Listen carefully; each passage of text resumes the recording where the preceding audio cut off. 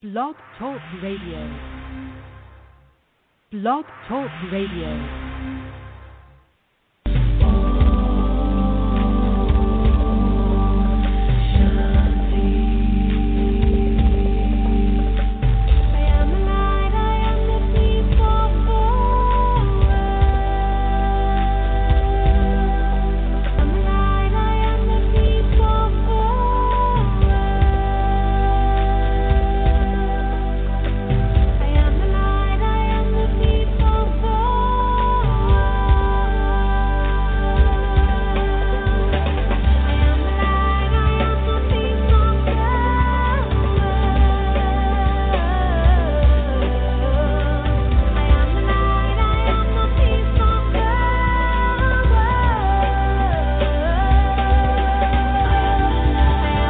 America Meditating Blog Talk Radio Show. We collect wisdom, hear stories, and inspire each other. I'm Sister Jenna. Tune in live from Monday through Friday at 8 a.m.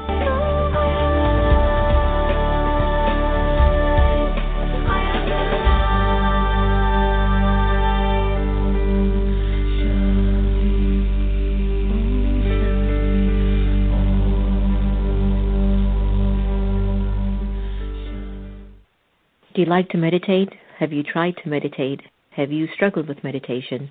Why don't you visit one of the Brahma Kumaris Meditation Center? Visit brahmakumaris.org. I was 11 years old at my first national championship. I fell I don't know how many times. Michelle Kwong is the most decorated figure skater in U.S. history. But I had a dream. My dream came true because I dedicated myself. Dedication made Michelle Kwong a champion. I was passionate about something, and I made sure that I worked hard for it. And dedication can make your dreams a reality. Whatever your dream and goals are, they can come true. Dedication. Pass it on from the Foundation for a Better Life at values.com. Hi, everyone. This is Sister Jenna. You are listening to the America Meditating Radio Show. And guess where we are? At the beautiful Meditation Museum in the nation's capital. I keep inviting everyone again and again and again. You don't want to miss coming off of a busy road, stepping into an oasis of yourself and feeling the divinity that's just sitting there, calling you, waiting for your attention because you're so busy being stuck in traffic in Washington, D.C.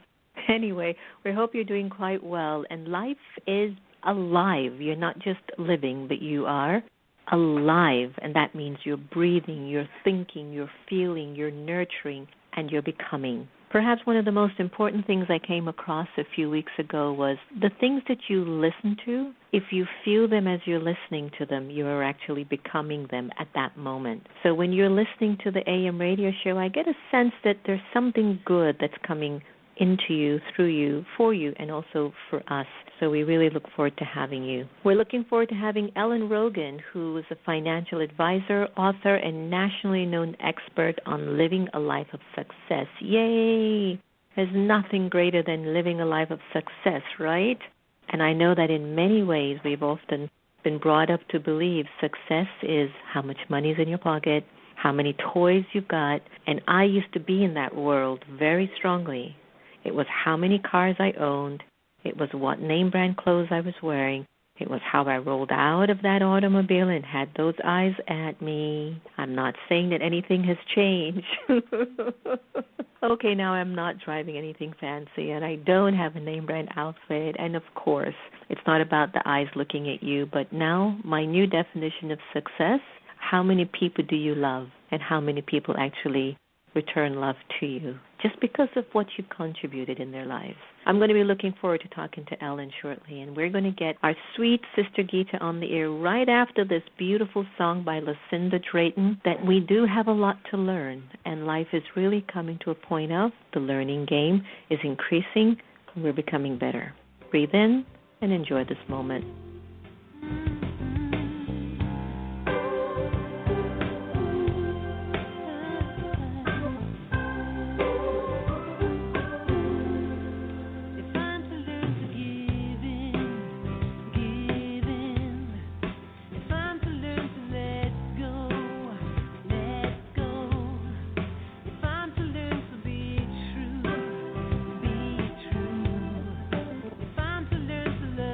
Me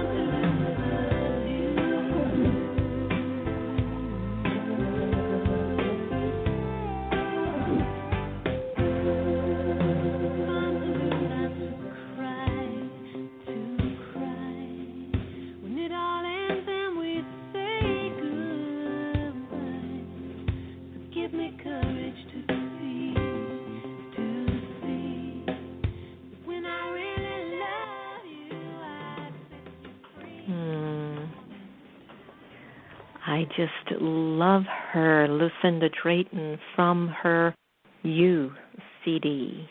We've got a lot to learn, and that is true.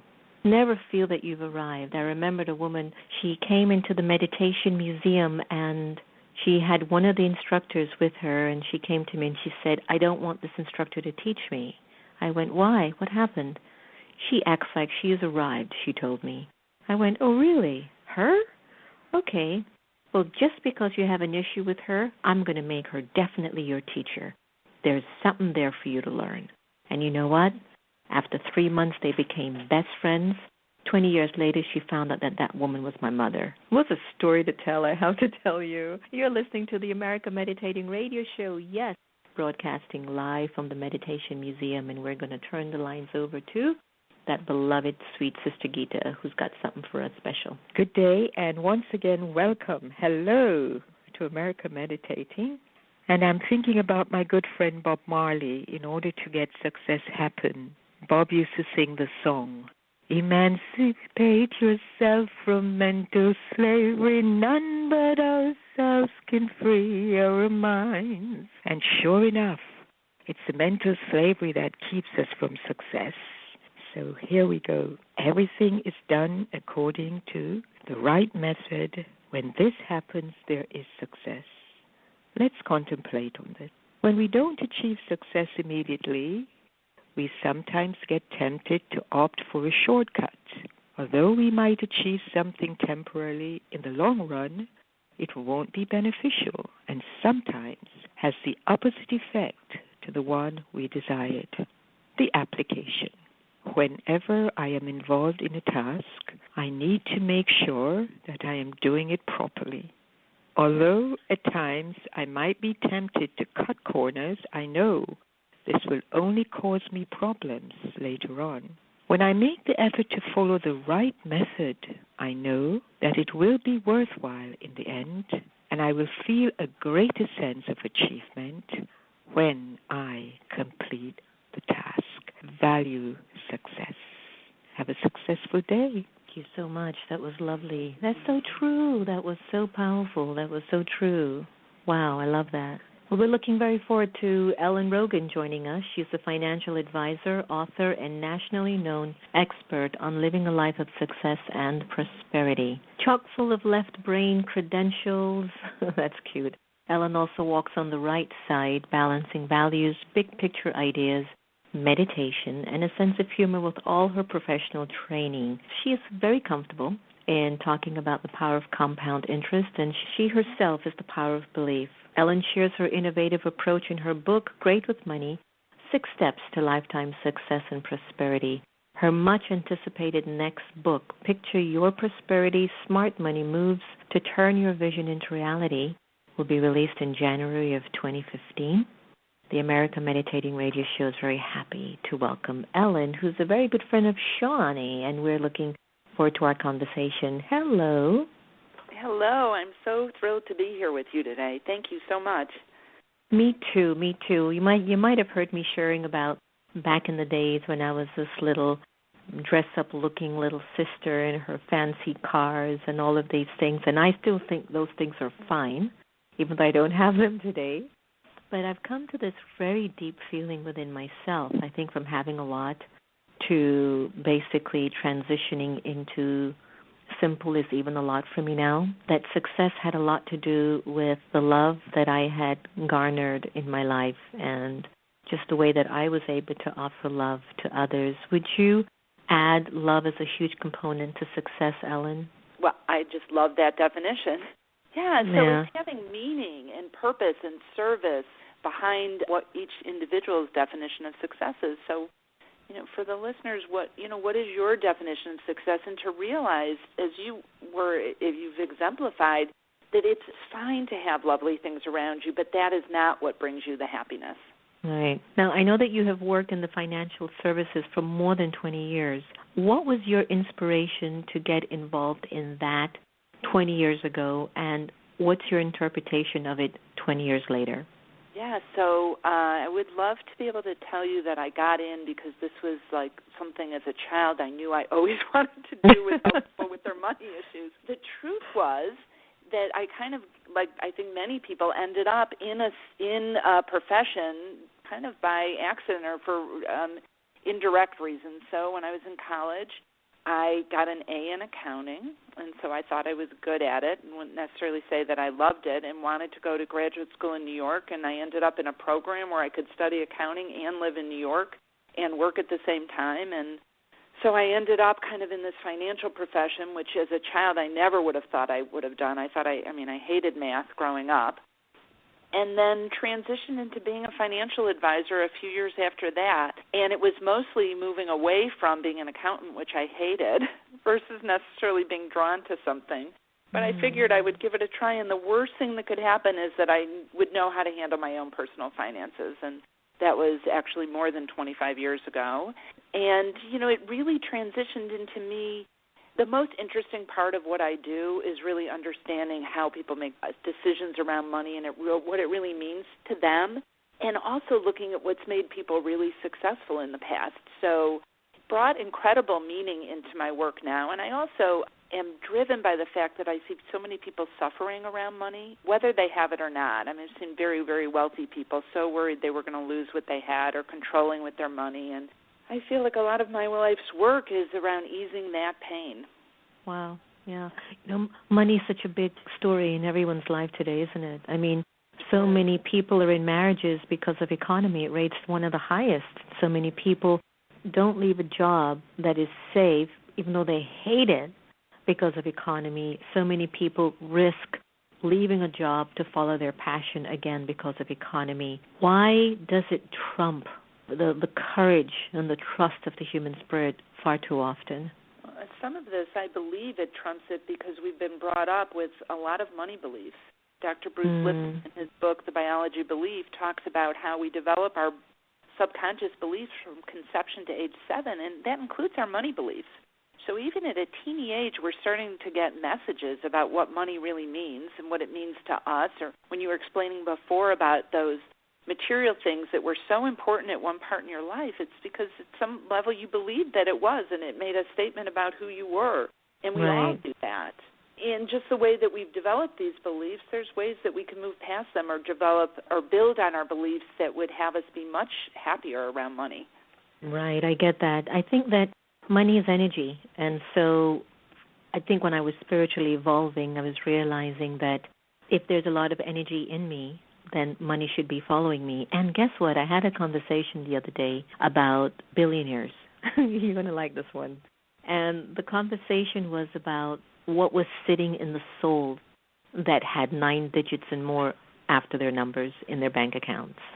Like, what were they thinking? What was at the base of their intention? What moved them? What made them billionaires? And what is it that makes others can't even put gas in their car to get to work? Like, what is the struggle that we see far too often between people and the way of money comes and money goes for them? Any thoughts? Well, it reminded me of when I was growing up, I used to think that it was about, doing well in school. I came from a home where academics was really important and getting good grades and going to a good college. And then I got out into the workforce, and I realized that people, when I first started as a financial advisor, there was people who were working around me that were making 3, 4, 5 times as much money as me, and I was smarter than them. I'm like, wait, this is supposed to work.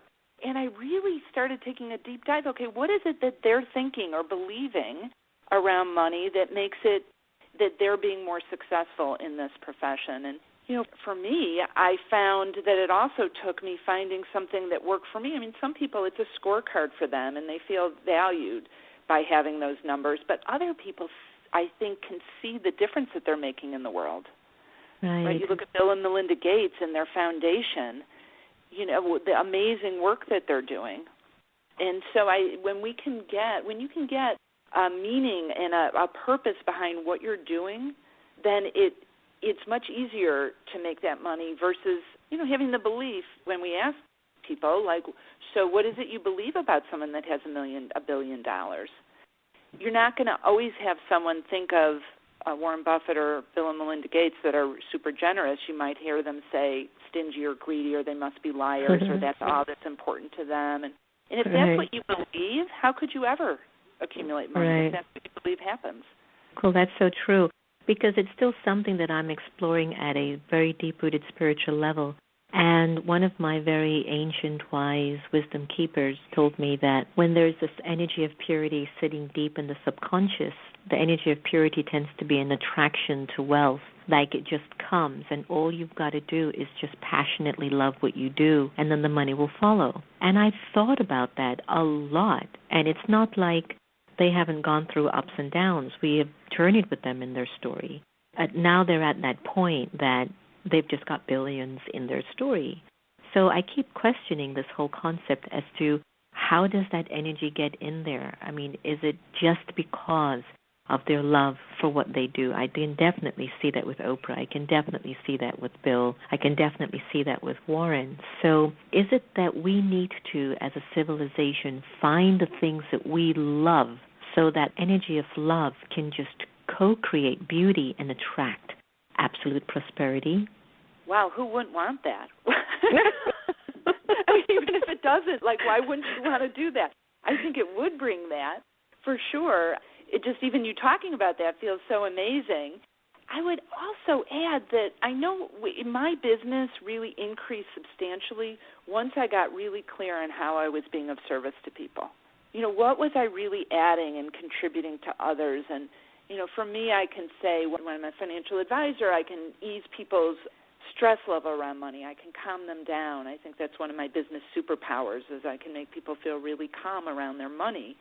And when I started to focus more and more on how I can serve versus how much money am I going to make and, you know, what my revenues are and all those left brain number side of things, my business increased 40% in 1 year, and it was a down market, which is typically not good for my business.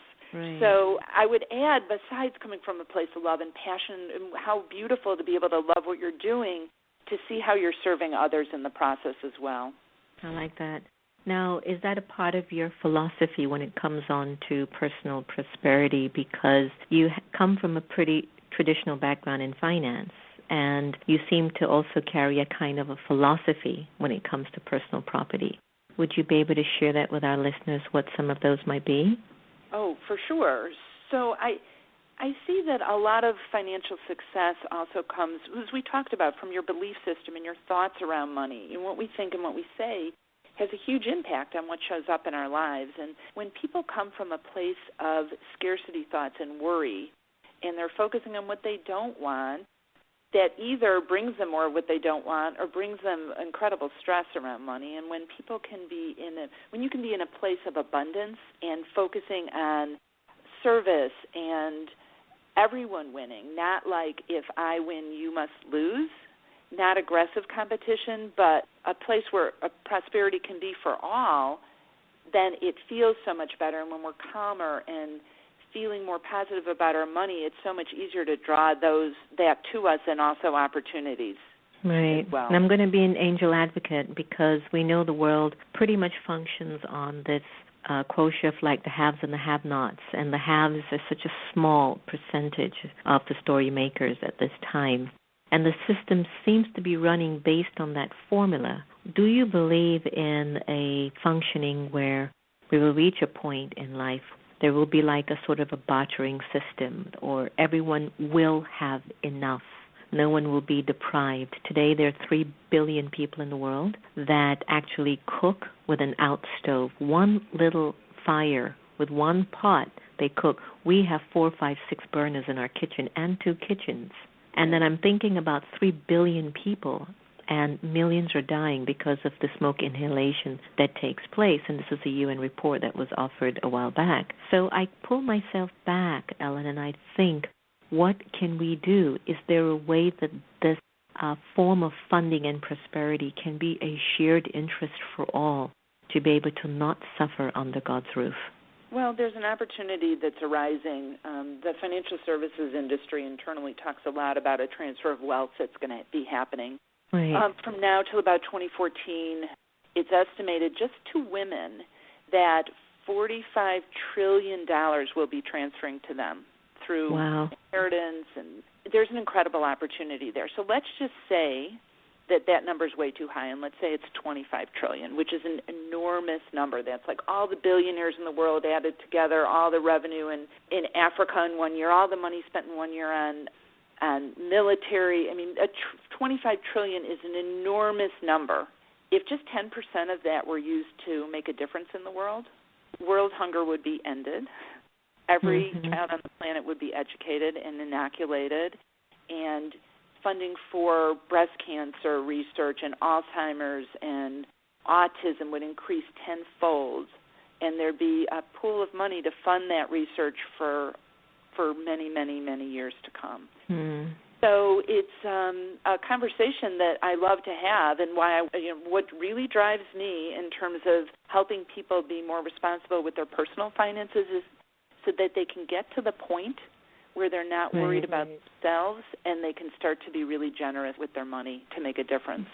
I love that. In your book, Great with Money, you mentioned the importance of staying calm and positive when it comes to your finances. And that's not always very easy for folks to do, especially giving, the troubling economic news that we hear sometimes.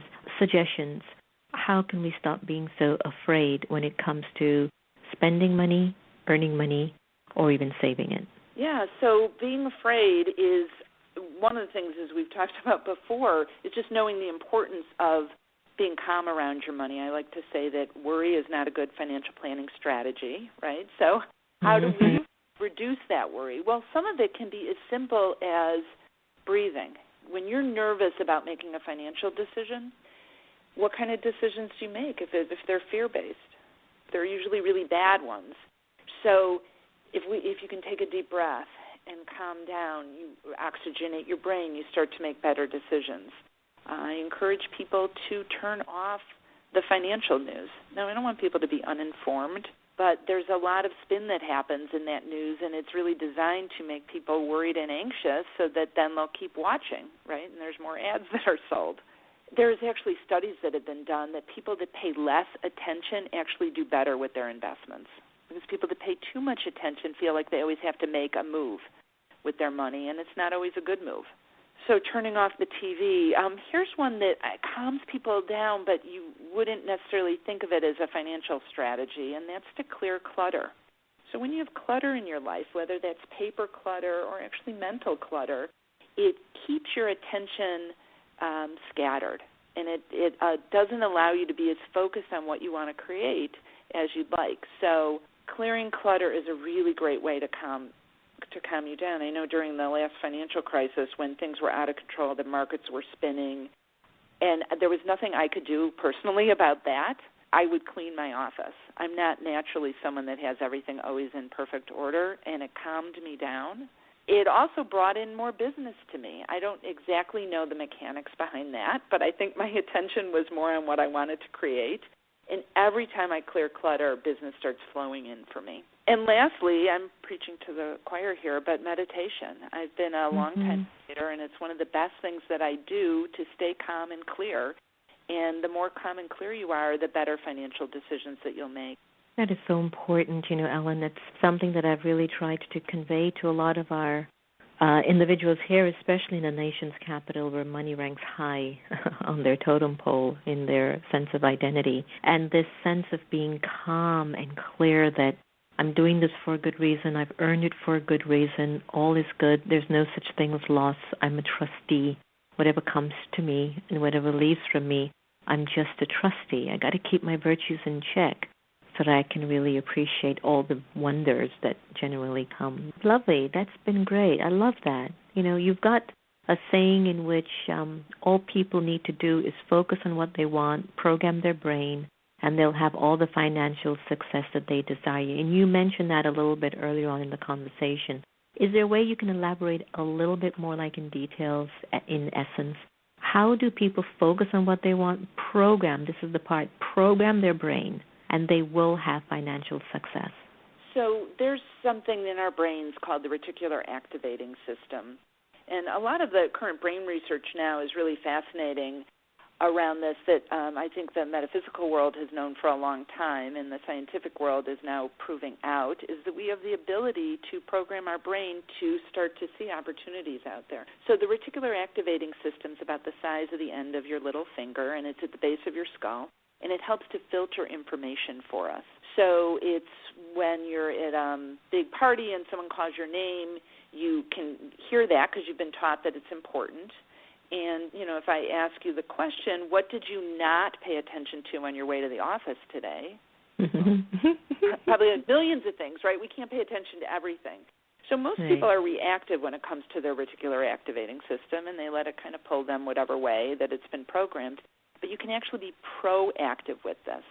And one of the ways to do that is to start to use your visualization muscles in your mind and picture what it is that you want to have happen in incredible detail. In the Great with Money book, we talk about the Great with Money prosperity formula, which is really 4 steps, which is, first of all, deciding what you want, which for some people is a challenge, right? So thinking what it is in incredible detail that you want, picturing it in your mind's eye, feeling what it'll feel like to have that happen for you, and then coming up with a declarative statement, an affirmation that says what you desire to come into your life.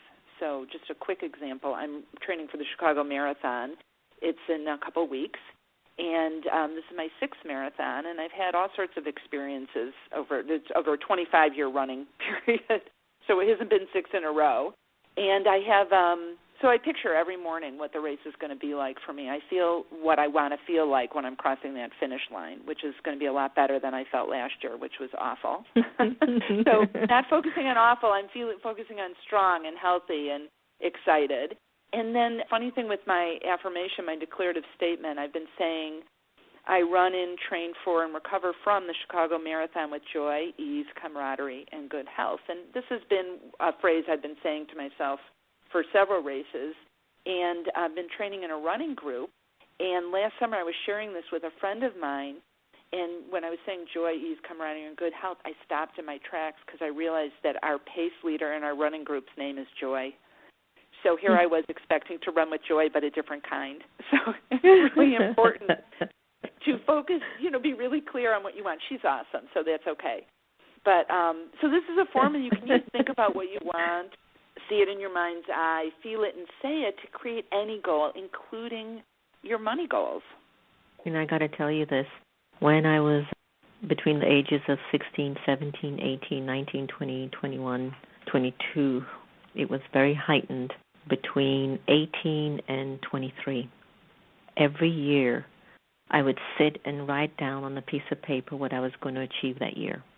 And I remembered specifically that by the end of each year that I would get at least 5 of them, if not 7 or 8. And I remembered how that used to quietly confirm to me, it's in you, what you want to focus on and believe you have the capacity to do.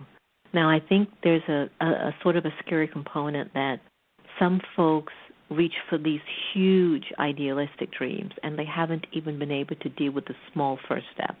What would you tell those folks to do? Because they're really good, and they really want, the big things and the great things, but they don't even do the small steps first. How would you guide individuals like that? Because I've met a lot of them along the way.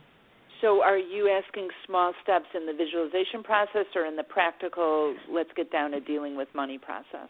I'm asking about people say they want a lot of things out of life, but they don't even take the first step to even get there. But that's what they talk about, and that's what they want to do, and they tell people, and they do a lot of thinking. I know a guy right now, got his whole family. They're going to be pretty much kicked out of their home pretty soon. He talks a lot of big dreams and big thoughts, and he goes out to dinner, and he uses a credit card. He charges up on a credit card, but he can't buy a gallon of milk for his family. A couple things with that is, and it's really important that you're bringing this up, because about this visualization process is really important, and taking action is incredibly important. So when you're clear on where you want to go, then it's stepping back and saying, what's my first step? At the end of visualization process, what's the first most important step for me to do to get into action? On the money side, when I think of small actions people can take, it's setting up some kind of systems for yourself, if it's a credit card situation, to get that credit card paid off. If it's starting to save, it's saving on an automatic basis. I mean, when I look at, from a practical level, the people that are most financially successful, they're people that are living on way less than they earn. I mean, I know that sounds so obvious, but it's not what most people do. And it doesn't matter. You don't have to earn like Bill Gates. You can earn I've seen people with very, very modest incomes who always save every single paycheck. They save something. And those practical steps are truly important to get you ahead financially. Right. It's just that I've met so many people. They live beyond their means. That's really what it is. And there's this conditioning for some folks, and I don't know if you've bumped into a few. They're so inspired by the Bill Gates and by the ones who are there up front with the good life, by the Ellens and by this and that, and yet to really find their passion and to move forward, that just seems to not be in their framing. There's a young boy that used to come to the ashram, and I had organized for him to stay with one of our spirit homes next door to it. He's in a $1.5 million house, and I had him just stay there for free just so he could get his life together and work, get a 9-to-5. He's a financial consultant. He couldn't even pay and put gas in his car. For him, he thought working 9-to-5 was for the birds, but he couldn't put gas in the car. So I feel like there's something missing in your framing as to what's going on here. You don't have money to even eat. You've been given an opportunity to stay in a beautiful home to get your act together, and 9-to-5 is for the birds. And I've heard this from him, and I'm saying, there's no way you'll ever find your success. But on his Facebook, he's always taking pictures with all the billionaires and millionaires of the country. It's a very interesting case, you know? You know what's coming up for me when you're telling that story? Yeah, tell me. What just came up is thankfulness and gratitude for where you're at. Because there's a not being present in that story. Like not being present. So, wow, if someone put me up in this gorgeous home without having to pay for that, I'd be like, oh, I'm so grateful. And every day there is always something that you can be grateful for. And the more you focus on what is working, the more of that you'll draw to you versus this wanting. Sometimes this feeling of want is actually, the word want means lack, not having. You know, I want something so bad. Well, you're always in the state of wanting, right? So I've caught myself when I've had like this big desire, like, oh, I want this so bad. I want their book deal. It took a year and a half longer than I thought it was going to take. I'm like, oh, I want this to happen. And the second I was like, you know what, things happen in divine timing. It's not supposed to happen right now. I'm grateful for where I'm at. I have a great co-author, all these other things, and relaxed, then things started to move. That's what's coming up for me with those stories is, okay, how can you be more present, more grateful for what is right now? I agree with that because I do believe that those particular cases that I've mentioned to you have been individuals that have somehow not had the karmic humility to appreciate the good that they did attract and that the good was actually trying to get them back on track. But there was something within their storyline of their interpretation of themselves or their interpretation of their worth or some condition that they define as success. It just threw their whole things off. And today I still see them struggling to find $1 in their pocket, and it's been years. But anyway, I want to move on to like a whole beautiful other aspect of a story, such as when you meditate, Ellen, how does it feel? Wow, it's such a gift. So I've been a regular meditator for more than 10 years and always once a day, and I know when I do it twice a day, it's so much more awesome. I just don't always do that. What happens is it's such a calming, what it's done, it's helped me clarify when I'm not feeling that way that I need to do something different and how much more efficient and effective and creative I am when I do meditate. I mean, I know that the synchronicity in my life exponentially increases when I meditate on a really regular basis. And all of a sudden, things just seem to flow into place. And the other part is when something less than excellent happens, I'm able to be an observer and say, okay, what's this about? How can I look at this differently? Find solutions. I mean, in the last few years, I've gotten myself out of some really difficult situations that didn't seem like there was a way to get out of in a beautiful way that served the highest good of all. And I know that it's because I got the clarity and presence from my meditation practice. And I thought I was the only one going through that in the last 2 years. Oh, sounds good. I have company. Yeah. If something always happens for us, as Byron Katie says, not to us, okay, then, exactly. Then turn great. Okay, what am I supposed to get? Just turn it around. Right. You know, I do believe that, and there's an interesting dimension that happens when you just let it all go. It's like it all starts to then flow. You know, it's like all of that resistance or pain or fear or questioning of your capacity that was holding itself quietly tucked in your subconscious and was pushing away your fortune. Once you said, that's it, you know, God, I'm letting this go. It's done. It's anyway, it's up in your hands. I'm okay. I've got food on my table. I've got clothes. I've got love around me. Okay, I'm good. Then all of a sudden it comes tenfold, as if it's saying, always remember, it's not about you. You've come with a story, and the story will unfold in front of your eyes. Just be open. Everything is accurate. I have loved our conversation. Oh, me too. Thank you so much. I feel so great. Thank you.